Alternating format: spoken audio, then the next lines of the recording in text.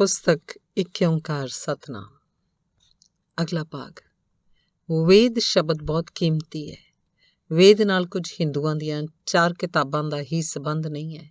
ਵੇਦ ਸ਼ਬਦ ਤੋਂ ਅਰਥ ਹੈ। ਜਿਨ੍ਹਾਂ ਨੇ ਵੀ ਜਾਣਿਆ ਉਹਨਾਂ ਨੇ ਸ਼ਬਦ ਵੇਦ ਸ਼ਬਦ ਤੋਂ ਅਰਥ ਹੈ ਗਿਆਨੀਆਂ ਦੇ ਸ਼ਬਦ। ਵੇਦ ਬਣਦਾ ਵਿਦ ਤੋਂ। ਵਿਦ ਦਾ ਅਰਥ ਹੁੰਦਾ ਹੈ ਜਾਣਨਾ। ਵੇਦ ਦਾ ਅਰਥ ਹੁੰਦਾ ਹੈ ਉਹਨਾਂ ਦੇ ਵਚਨ ਜਿਨ੍ਹਾਂ ਨੇ ਜਾਣ ਲਿਆ। ਬੁੱਧਾਂ ਦੇ ਵਚਨ, ਜਿਨ੍ਹਾਂ ਦੇ ਵਚਨ ਰਿਸ਼ੀਆਂ ਦੇ ਵਚਨ। ਵੇਦ ਨਾਲ ਕੁਝ ਰਿਗਵੇਦ, ਅਥਰਵੇਦ ਜਿਨ੍ਹਾਂ ਦਾ ਕੋਈ ਸੰਬੰਧ ਨਹੀਂ ਹੈ, ਉਹ ਵੀ ਗਿਆਨੀਆਂ ਦੇ ਵਚਨ ਹਨ। ਪਰ ਜਿੱਥੇ ਵੀ ਕਿਸੇ ਨੇ ਜਾਣਿਆ ਹੈ ਉੱਥੇ ਵੇਦ ਦਾ ਨਿਰਮਾਣ ਹੋ ਜਾਂਦਾ ਹੈ। ਤੁਸੀਂ ਜਾਣ ਲਓਗੇ ਤਾਂ ਤੁਹਾਡਾ ਵਚਨ ਵੇਦ ਹੋ ਜਾਏਗਾ। ਵੇਦ ਦੀ ਕੋਈ ਹੱਦ ਨਹੀਂ ਹੈ। ਜਿੰਨੇ ਜਾਣਨ ਵਾਲੇ ਹੈ ਉਹਨਾਂ ਵੇਦ ਵੱਧਦਾ ਜਾਂਦਾ ਹੈ।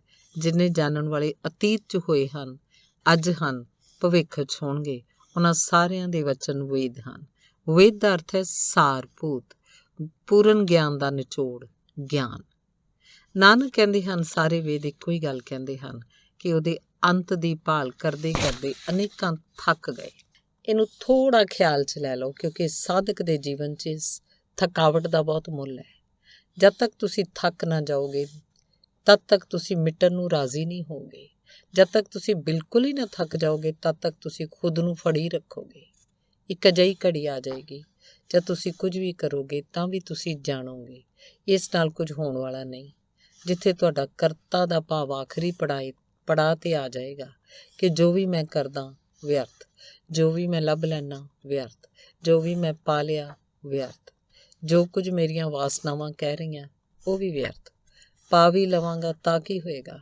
ਜਿਸ ਦਿਨ ਤੁਸੀਂ ਇੰਨੀ ਡੂੰਘੀ ਪੀੜ ਨਾਲ ਭਰ ਜਾਓਗੇ ਕਿ ਮੇਰੇ ਕੀਤੇ ਕੁਝ ਵੀ ਨਹੀਂ ਹੁੰਦਾ, ਉਸੇ ਦਿਨ ਤੁਸੀਂ ਹੰਕਾਰ ਨੂੰ ਛੱਡੋਗੇ। ਉਹ ਤੋਂ ਪਹਿਲਾਂ ਨਹੀਂ। ਉਸ ਤੋਂ ਪਹਿਲਾਂ ਛੱਡੋਗੇ ਵੀ ਕਿਵੇਂ? ਉਸ ਤੋਂ ਪਹਿਲਾਂ ਤਾਂ ਆਸ ਬਣੀ ਰਹਿੰਦੀ ਹੈ ਕਿ ਕੁਝ ਨਾ ਕੁਝ ਪਾ ਲਵਾਂਗਾ। ਹੋਰ ਥੋੜ੍ਹੇ ਯਤਨ ਦੀ ਜ਼ਰੂਰਤ ਹੈ। ਜੇਕਰ ਨਹੀਂ ਮਿਲਿਆ ਹੁਣ ਤੱਕ ਤਾਂ ਗਲਤ ਲੱਭ ਰਿਹਾ। ਵਿਧੀ ਬਦਲਾਂ, ਗੁਰੂ ਬਦਲਾਂ, ਮਿਲ ਜਾਏਗਾ। ਮੰਦਰ ਤੋਂ ਮਸਜਿਦ ਚਲਾ ਜਾਵਾਂ, ਮਸਜਿਦ ਤੋਂ ਚਰਚ ਚਲਾ ਜਾਵਾਂ, ਚਰਚ ਤੋਂ ਗੁਰਦੁਆਰੇ ਚਲਾ ਜਾਵਾਂ, ਬਦਲਾਹਟ ਕਰ ਲਵਾਂ। ਜਦ ਤੱਕ ਤੁਸੀਂ ਬਿਲਕੁਲ ਨਾ ਥੱਕ ਗਏ ਹੋਵੋ, ਪੂਰੀ ਤਰ੍ਹਾਂ ਨਾ ਥੱਕ ਗਏ ਹੋਵੋ, ਪੀੜਾ ਪੂਰਨ ਨਹੀਂ ਹੋ ਗਈ, ਤਦ ਤੱਕ ਤੁਸੀਂ ਹੰਕਾਰ ਨੂੰ ਫੜੀ ਰੱਖੋਗੇ। ਬੁੱਧ ਦੇ ਜੀਵਨ 'ਚ ਘਟਨਾ ਹੈ ਕਿ ਬੁੱਧ ਨੇ 6 ਵਰ੍ਹਿਆਂ ਤੱਕ ਬਹੁਤ ਭਾਲ ਕੀਤੀ। ਸ਼ਾਇਦ ਹੀ ਕਿਸੇ ਮਨੁੱਖ ਨੇ ਇੰਨੀ ਤਬਰਾਂ ਨਾਲ ਭਾਲ ਕੀਤੀ ਹੋਵੇ। ਸਭ ਕੁਝ ਦਾਅ 'ਤੇ ਲਗਾ ਦਿੱਤਾ। ਜੋ ਵੀ ਜਿਹਨੇ ਦੱਸਿਆ ਉਹਨੂੰ ਪੂਰਾ ਕੀਤਾ। ਤਾਂ ਕੋਈ ਵੀ ਗੁਰੂ ਬੁੱਧ ਨੂੰ ਇਹ ਨਾ ਕਹਿ ਸਕਿਆ ਕਿ ਤੂੰ ਪੁੱਜ ਨਹੀਂ ਰਿਹਾ ਕਿਉਂਕਿ ਤੇਰੀ ਕੋਸ਼ਿਸ਼ ਘੱਟ ਹੈ। ਇਹ ਤਾਂ ਔਖਾ ਸੀ। ਇਹ ਤਾਂ ਕਹਿਣਾ ਹੀ ਠੀਕ ਨਹੀਂ ਸੀ, ਕਿਉਂਕਿ ਕੋਸ਼ਿਸ਼ ਤਾਂ ਉਹਨਾਂ ਦੀ ਇੰਨੀ ਪੂਰਨ ਸੀ ਕਿ ਉਸ ਸੰਬੰਧ 'ਚ ਕੋਈ ਵੀ ਸ਼ਿਕਾਇਤ ਨਹੀਂ ਕੀਤੀ ਜਾ ਸਕਦੀ ਸੀ। ਸੋ ਜਿਸ ਨੇ ਕਿਹਾ ਉਹਨਾਂ ਨੇ ਪੂਰੀ ਤਰ੍ਹਾਂ ਕੀਤਾ।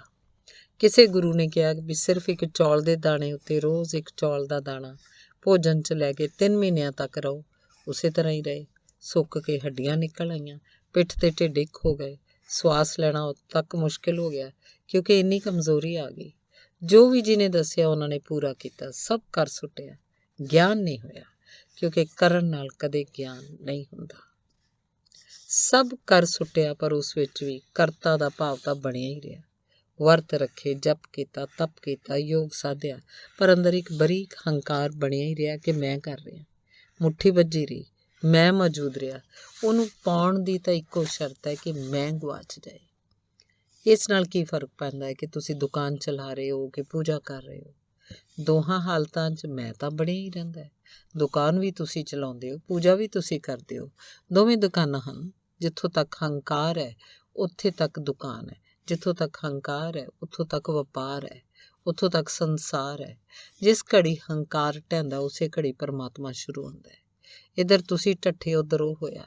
ਤੁਸੀਂ ਗਏ ਬਾਹਰ, ਉਹ ਅੰਦਰ ਆਇਆ, ਅਤੇ ਦੋਵੇਂ ਇਕੱਠੇ ਨਹੀਂ ਰਹਿ ਸਕੋਗੇ। ਉੱਥੇ ਦੂਈ ਨਹੀਂ ਚੱਲ ਸਕਦੀ। ਉੱਥੇ ਇੱਕ ਹੀ ਰਹਿ ਸਕਦਾ ਹੈ, ਜਾਂ ਤਾਂ ਤੁਸੀਂ ਜਾਂ ਉਹ। ਆਖਰਕਾਰ ਬੁੱਧ ਥੱਕ ਗਏ। ਸਭ ਕਰ ਲਿਆ, ਕੁਝ ਵੀ ਨਾ ਪਾਇਆ। ਹੱਥ ਖਾਲੀ ਦੇ ਖਾਲੀ ਰਹੇ। ਨਿਰੰਜਣਾ ਨਦੀ 'ਚੋਂ ਇਸ਼ਨਾਨ ਕਰਕੇ ਨਿਕਲਦੇ ਸਨ। ਉਹ ਇੰਨੀ ਕਮਜ਼ੋਰ ਸੀ ਕਿ ਨਿਕਲ ਨਾ ਸਕੇ। ਨਦੀ ਵਹਾਉਣ ਲੱਗੀ। ਤੈਰਨ ਦੀ ਵੀ ਹਿੰਮਤ ਨਹੀਂ। ਸਿਰਫ ਕੰਢੇ 'ਤੇ ਲਟਕਦੀ ਇੱਕ ਰੁੱਖ ਦੀ ਡਾਲੀ ਨੂੰ ਫੜ ਕੇ ਲਟਕੇ ਰਹੇ। ਉਸ ਘੜੀ ਉਹਨਾਂ ਨੂੰ ਵਿਚਾਰ ਆਇਆ ਕਿ ਮੈਂ ਤਾਂ ਸਭ ਕੁਝ ਕਰ ਲਿਆ ਅਤੇ ਕੁਝ ਨਾ ਪਾਇਆ। ਸੱਚ ਤਾਂ ਇਹ ਹੈ ਕਿ ਇਹ ਸਾਰਾ ਕੁਝ ਕਰਨ 'ਚ ਮੈਂ ਆਪਣੀ ਤਾਕਤ ਵੀ ਗਵਾ ਦਿੱਤੀ। ਤੇ ਜਦ ਮੈਂ ਇੰਨਾ ਕਮਜ਼ੋਰ ਹੋ ਗਿਆ ਕਿ ਇਸ ਨਿੱਕੀ ਜਿਹੀ ਨਦੀ ਨੂੰ ਵੀ ਪਾਰ ਨਹੀਂ ਕਰ ਸਕਿਆ, ਤਾਂ ਭਵਸਾਗਰ ਨੂੰ ਕਿਵੇਂ ਪਾਰ ਕਰ ਸਕਾਂਗਾ। ਇਹ ਕਰਕੇ ਇੰਨਾ ਹੀ ਹੱਥ ਲੱਗਿਆ। ਸੰਸਾਰ ਦਾ ਤਾਂ ਪਹਿਲਾਂ ਹੀ ਵਿਅਰਥ ਹੋ ਗਿਆ ਸੀ। ਉਹ ਤਾਂ ਨੱਠ ਭੱਜ ਬੇਕਾਰ ਹੋ ਗਈ ਸੀ। ਰਾਜ ਮਹਿਲ ਪਹਿਲਾਂ ਹੀ ਵਿਅਰਥ ਹੋ ਗਿਆ ਸੀ। ਧਨ ਮਿੱਟੀ ਹੋ ਚੁੱਕਿਆ ਸੀ। ਉਸ ਘੜੀ ਉਹਨਾਂ ਦੇ ਅੰਦਰ ਥਕਾਨ ਇੰਨੀ ਡੂੰਘੀ ਹੋ ਗਈ ਕਿ ਅਧਿਆਤਮ ਵੀ ਵਿਅਰਥ ਹੋ ਗਿਆ, ਮੋਕਸ਼ ਵੀ ਵਿਅਰਥ ਹੋ ਗਿਆ। ਬੁੱਧ ਦੇ ਮਨ 'ਚ ਉਸ ਪਲ ਉੱਠਿਆ ਕਿ ਨਾ ਤਾਂ ਸੰਸਾਰ 'ਚ ਕੁਝ ਪਾਉਣ ਯੋਗ ਹੈ, ਨਾ ਮੋਕਸ਼ ਵਿੱਚ ਕੁਝ ਪਾਉਣ ਯੋਗ ਹੈ, ਤੇ ਨਾ ਹੀ ਹੋਰ ਕੁਝ ਕੋਈ ਪਾ ਸਕਦਾ ਹੈ। ਇਹ ਸਾਰੀ ਕਥਾ ਹੀ ਵਿਅਰਥ ਹੈ। ਇਹ ਸਾਰੀ ਨੱਠ ਭੱਜ ਵਿਅਰਥ ਹੈ। ਕਿਸੇ ਤਰ੍ਹਾਂ ਬਾਹਰ ਨਿਕਲੇ, ਦਰਖਤ ਦੇ ਹੇਠਾਂ ਬੈਠ ਗਏ। ਉਸ ਪਲ ਉਹਨਾਂ ਨੇ ਸਾਰੀ ਕੋਸ਼ਿਸ਼ ਛੱਡ ਦਿੱਤੀ, ਕਿਉਂਕਿ ਕੁਝ ਪਾਉਣ ਨੂੰ ਨਾ ਰਿਹਾ। ਪਾ ਕੇ ਸਾਰੇ ਯਤਨ ਕਰਕੇ ਵੇਖ ਲਏ, ਕੁਝ ਵੀ ਨਹੀਂ ਮਿਲਦਾ। ਭੀੜ ਪੂਰੀ ਤਰ੍ਹਾਂ ਪੂਰਨ ਹੋ ਗਈ। Frustration total. ਹੁਣ ਰੱਤੀ ਕੋ ਵੀ ਆਸ ਨਾ ਰਹੀ। ਜਦ ਤੱਕ ਆਸ ਹੈ ਤਦ ਤੱਕ ਹੰਕਾਰ ਬਣਿਆ ਰਹਿੰਦਾ ਹੈ। ਉਸ ਰਾਤ ਉਹ ਦਰਖਤ ਦੇ ਹੇਠਾਂ ਹੀ ਸੌਂ ਗਏ। ਜਨਮਾਂ ਤੋਂ ਬਾਅਦ ਉਹ ਪਹਿਲੀ ਰਾਤ ਸੀ ਜਦ ਪਾਉਣ ਨੂੰ ਕੁਝ ਵੀ ਨਹੀਂ ਸੀ, ਕਿਤੇ ਵੀ ਜਾਣਾ ਨਹੀਂ ਸੀ, ਕੁਝ ਬਚਿਆ ਨਹੀਂ ਸੀ। ਜੇ ਮੌਤ ਉਸ ਵੇਲੇ ਆ ਜਾਂਦੀ ਤਾਂ ਬੁੱਧ ਮੌਤ ਨੂੰ ਇਹ ਨਾ ਕਹਿੰਦੇ ਕਿ ਇੱਕ ਘੜੀ ਠਹਿਰ ਜਾ, ਕਿਉਂਕਿ ਹੁਣ ਰੁਕਣ ਦੀ ਕੋਈ ਜ਼ਰੂਰਤ ਨਹੀਂ ਸੀ। ਸਾਰੀਆਂ ਆਸ਼ਾਵਾਂ ਟੁੱਟ ਗਈਆਂ। ਥਕਾਨ ਦਾ ਅਰਥ ਹੈ ਜਿੱਥੇ ਸਾਰੀਆਂ ਆਸ਼ਾਵਾਂ ਦੇ ਇੰਦਰ ਧਨੁਸ਼ ਢਹਿ ਗਏ, ਸਾਰੇ ਸੁਪਨੇ ਖਿੰਡ ਗਏ। ਉਸ ਰਾਤ ਬੁੱਧ ਸੌਂ ਗਏ। ਉਸ ਰਾਤ ਕੋਈ ਸੁਪਨਾ ਵੀ ਨਾ ਆਇਆ। ਜਦ ਪਾਉਣ ਨੂੰ ਹੀ ਕੁਛ ਨਾ ਰਿਹਾ ਤਾਂ ਸੁਪਨੇ ਆਉਣੇ ਵੀ ਬੰਦ ਹੋ ਜਾਂਦੇ। ਉਸ ਰਾਤ ਕੋਈ ਵਿਚਾਰ ਵੀ ਮਨ 'ਚ ਨਾ ਆਇਆ, ਕਿਉਂਕਿ ਸਾਰੇ ਵਿਚਾਰ ਵਾਸਨਾ ਦੇ ਗੁਲਾਮ ਹਨ। ਉਹ ਵਾਸਨਾਵਾਂ ਦੇ ਪਿੱਛੇ ਟੁਰਦੇ ਹਨ। ਵਾਸਨਾ ਅੱਗੇ ਟੁਰਦੀ ਹੈ, ਵਿਚਾਰ ਪਿੱਛੇ ਛਾਂ ਵਾਂਗ ਤੁਰਦੇ ਹਨ। ਉਹ ਵਾਸਨਾ ਦੇ ਨੌਕਰ ਹਨ। ਜਦ ਕੋਈ ਵਾਸਨਾ ਨਹੀਂ ਤਾਂ ਕੋਈ ਵਿਚਾਰ ਵੀ ਨਹੀਂ। ਸਵੇਰੇ ਨੀਂਦਰ ਟੁੱਟੀ। ਰਾਤ ਦਾ ਆਖਰੀ ਤਾਰਾ ਡੁੱਬਣ ਦੇ ਨੇੜੇ ਸੀ। ਬੁੱਧ ਦੀਆਂ ਅੱਖਾਂ ਖੁੱਲ੍ਹੀਆਂ। ਉੱਠ ਕੇ ਵੀ ਕਰਨ ਨੂੰ ਕੁਝ ਨਹੀਂ ਸੀ। ਅੱਜ ਸਾਰਾ ਕੁਝ ਵਿਅਰਥ ਹੋ ਗਿਆ ਸੀ। ਕੱਲ੍ਹ ਤੱਕ ਦੌੜ ਸੀ, ਆਤਮਾ ਪਾਉਣੀ ਸੀ, ਧਰਮ ਪਾਉਣਾ ਸੀ, ਪਰਮਾਤਮਾ ਪਾਉਣਾ ਸੀ। ਅੱਜ ਕੁਝ ਵੀ ਪਾਉਣਾ ਨਹੀਂ ਸੀ। ਹੁਣ ਆਪਣੇ ਕੀਤੇ ਕੁਝ ਹੁੰਦਾ ਹੀ ਨਹੀਂ, ਤਾਂ ਪਏ ਰਹੇ। ਆਖਰੀ ਤਾਰਾ ਡੁੱਬਦਾ ਗਿਆ। ਉਹ ਚੁੱਪਚਾਪ ਵੇਖਦੇ ਰਹੇ। ਤੇ ਕਥਾ ਹੈ ਉਸੇ ਘੜੀ ਉਹਨਾਂ ਨੂੰ ਗਿਆਨ ਪ੍ਰਾਪਤ ਹੋਇਆ। ਕੀ ਹੋਇਆ ਉਸ ਪਲ 'ਚ? ਜਿਹੜਾ ਇੰਨਾ ਪਾ ਕੇ ਨਾ ਮਿਲਿਆ, ਜੋ ਇੰਨੀ ਕੋਸ਼ਿਸ਼ ਨਾਲ ਨਾ ਮਿਲਿਆ, ਜਿਹੜਾ ਇੰਨਾ ਨੱਠਣ ਨਾਲ ਨਾ ਮਿਲਿਆ, ਉਸ ਰਾਤ ਕੀ ਵਾਪਰਿਆ? ਉਸ ਸਵੇਰ ਨੂੰ ਕਿਹੜੀ ਅਨੋਖੀ ਗੱਲ ਹੋਈ ਕਿ ਉਸ ਦਰਖਤ ਦੇ ਹੇਠਾਂ ਲੰਮੇ ਪਏ ਬੁੱਧ ਪਰਮ ਗਿਆਨ ਨੂੰ ਉਪਲਬਧ ਹੋ ਗਏ? ਘਟਨਾ ਇਹ ਵਾਪਰੀ ਜਿਹਦੀ ਨਾਨਕ ਗੱਲ ਕਰ ਰਿਹਾ ਹੈ। ਥਕਾਨ ਆ ਗਈ। ਹੰਕਾਰ ਬਿਲਕੁਲ ਹੀ ਖਿੰਡ ਗਿਆ। ਮੇਰੇ ਕੀਤੇ ਕੁਝ ਵੀ ਨਾ ਹੋਏਗਾ। ਸਾਰੀ ਕੋਸ਼ਿਸ਼ ਛੁੱਟ ਗਈ। ਜਿਵੇਂ ਹੀ ਕੋਸ਼ਿਸ਼ਾਂ ਛੁੱਟਦੀਆਂ ਹਨ, ਪ੍ਰਸਾਦ ਪ੍ਰਾਪਤ ਹੁੰਦਾ ਹੈ। ਜਿਵੇਂ ਹੀ ਤੁਹਾਡੀ ਆਸ ਮੁੱਕ ਜਾਂਦੀ ਹੈ, ਜਿਵੇਂ ਤੁਹਾਡੀ ਨੱਠ ਭੱਜ ਠਹਿਰ ਜਾਂਦੀ ਹੈ, ਆਪਾਤਾਪੀ ਬੰਦ ਹੁੰਦੀ ਹੈ, ਜਿਵੇਂ ਤੁਹਾਡਾ ਹੰਕਾਰ ਢਹਿ ਜਾਂਦਾ ਹੈ, ਮੁੱਠੀ ਖੁੱਲ੍ਹ ਜਾਂਦੀ ਹੈ। ਤੁਸੀਂ ਖਿਆਲ ਕੀਤਾ ਹੈ ਕਿ ਮੁੱਠੀ ਨੂੰ ਖੋਲ੍ਹਣਾ ਨਹੀਂ ਪੈਂਦਾ, ਬੰਨ੍ਹਣਾ ਪੈਂਦਾ ਹੈ। ਬੱਝੀ ਮੁੱਠੀ 'ਚ ਮਿਹਨਤ ਹੁੰਦੀ ਹੈ। ਜਦ ਤੁਸੀਂ ਮੁੱਠੀ ਬੰਨ੍ਹਦੇ ਹੋ ਤਾਂ ਮਿਹਨਤ ਕਰਨੀ ਪੈਂਦੀ ਹੈ। ਜੇ ਤੁਸੀਂ ਕੁਝ ਨਾ ਕਰੋਗੇ ਤਾਂ ਮੁੱਠੀ ਆਪਣੇ ਆਪ ਖੁੱਲ੍ਹ ਜਾਏਗੀ, ਕਿਉਂਕਿ ਖੁੱਲ੍ਹਾ ਹੋਣਾ ਸੁਭਾਅ ਹੈ। ਬੰਦ ਮੁੱਠੀ ਕੋਸ਼ਿਸ਼ ਨਾਲ ਹੁੰਦੀ ਹੈ, ਯਤਨ ਕਰਨਾ ਪੈਂਦਾ ਹੈ। ਖੁੱਲ੍ਹਦੀ ਆਪਣੇ ਆਪ ਹੈ। ਖੋਲ੍ਹਣ ਦੇ ਲਈ ਥੋੜ੍ਹਾ ਕੁਝ ਕਰਨਾ ਪੈਂਦਾ ਹੈ। ਬਸ ਬੰਨੋ ਨਾ, ਖੁੱਲ੍ਹ ਜਾਂਦੀ ਹੈ।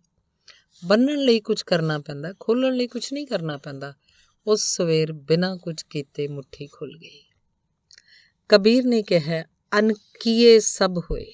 ਉਸ ਘੜੀ ਕੁਝ ਵੀ ਨਹੀਂ ਕੀਤਾ ਸੀ, ਸਭ ਹੋ ਗਿਆ। ਥੱਕ ਗਏ। ਹੰਕਾਰ ਢਹਿ ਪਿਆ। ਇੱਧਰ ਹੰਕਾਰ ਘਰ ਤੋਂ ਬਾਹਰ ਗਿਆ, ਉੱਧਰ ਪਰਮਾਤਮਾ ਦਾ ਪ੍ਰਵੇਸ਼। ਨਾਨਕ ਕਹਿੰਦੇ ਆ, ਵੇਦ ਇੱਕੋ ਹੀ ਗੱਲ ਕਹਿੰਦੇ ਆ ਕਿ ਉਹਦੇ ਅੰਤ ਦੀ ਭਾਲ ਕਰਦੇ ਕਰਦੇ ਅਨੇਕਾਂ ਥੱਕ ਗਏ। ਤੇ ਜਦ ਥੱਕੇ, ਬਸ ਤਦ ਹੀ ਗਿਆਨ ਉਪਲਬਧ ਹੋ ਗਿਆ। ਤੁਸੀਂ ਜੇਕਰ ਥੱਕ ਜਾਓ ਤਾਂ ਹੀ ਉਹਨੂੰ ਪਾ ਸਕੋਗੇ। ਤੁਹਾਡੀ ਥਕਾਨ ਤੋਂ ਹੀ ਉਹਦਾ ਆਗਮਨ ਹੋਏਗਾ। ਜਦ ਤੱਕ ਤੁਸੀਂ ਥੱਕੇ ਨਹੀਂ ਹੋ ਤਦ ਤੱਕ ਉਹਨੂੰ ਨਾ ਪਾ ਸਕੋਗੇ। ਇਸ ਲਈ ਸਾਰੇ ਯੋਗ ਇੱਕ ਹੀ ਲਕਸ਼ ਹੈ ਉਹਨਾਂ ਦਾ, ਕਿਸੇ ਤਰ੍ਹਾਂ ਤੁਹਾਨੂੰ ਥਕਾ ਦੇਣਾ। ਯੋਗ ਨਾਲ ਪਰਮਾਤਮਾ ਨਹੀਂ ਮਿਲਦਾ, ਯੋਗ ਨਾਲ ਕੇਵਲ ਹੰਕਾਰ ਥੱਕਦਾ ਹੈ। ਵਿਧੀਆਂ ਨਾਲ ਪਰਮਾਤਮਾ ਨਹੀਂ ਮਿਲਦਾ, ਵਿਧੀਆਂ ਨਾਲ ਕੇਵਲ ਤੁਸੀਂ ਥੱਕਦੇ ਹੋ। ਤੇ ਇੱਕ ਅਜਿਹੀ ਥਕਾਨ ਕੀ, ਪੂਰੀ ਤਰ੍ਹਾਂ ਪੂਰਨ ਸ਼ਾਂਤੀ ਦੀ ਅਵਸਥਾ ਆ ਜਾਂਦੀ ਹੈ। ਜਦ ਮੁੱਠੀ ਖੁੱਲ੍ਹ ਜਾਂਦੀ ਹੈ, ਤੁਸੀਂ ਇੰਨੇ ਥੱਕੇ ਹੁੰਦੇ ਹੋ ਕਿ ਮੁੱਠੀ ਬੰਨ੍ਹ ਵੀ ਨਹੀਂ ਸਕਦੇ। ਲੱਭਦੇ ਲੱਭਦੇ ਅਨੇਕ ਥੱਕ ਗਏ। ਵੇਦ ਇੱਕ ਹੀ ਗੱਲ ਕਹਿੰਦੇ ਹਨ, ਜਦ ਕੋਈ ਥੱਕ ਜਾਂਦਾ ਹੈ ਤਦ ਹੀ ਪ੍ਰਾਪਤੀ ਹੋ ਜਾਂਦੀ ਹੈ।